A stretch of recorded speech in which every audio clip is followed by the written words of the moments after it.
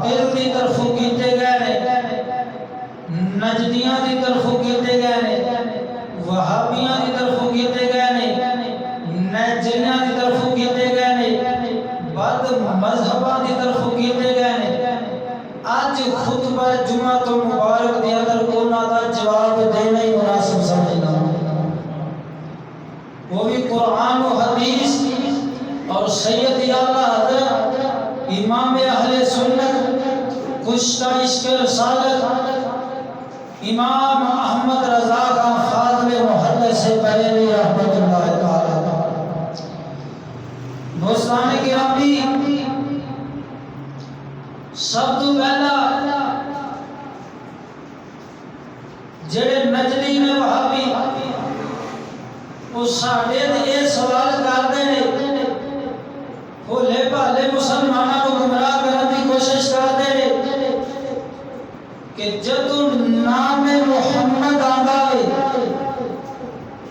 کہ سنی جڑے نے اپنے انگوٹھیاں چوم اکھیاں تے لاندے نے اپنے دلاں نوں ٹھاردے نے اے شرک بدعت دے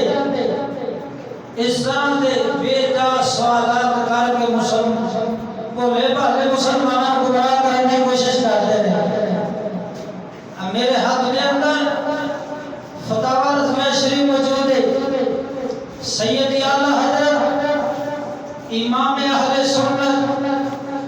الشاہ امام احمد رضا کا فاضل محدث بریلوی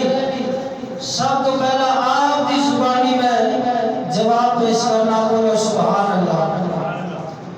جلد نمبر 5 صفحہ نمبر 471 یہ جواب آپ کا موجود ہے آپ تو سوال کیتا گیا حضور اذان دے اندر جدو مؤذن کہتا ہوئے اشہد ان محمد رسول اللہ اس وقت حضور لوگ انگوٹھیاں چوم اکھیاں دے لاندے نے تو یہ کیا ہے فرض ہے سنت ہے واجب ہے کیا ہے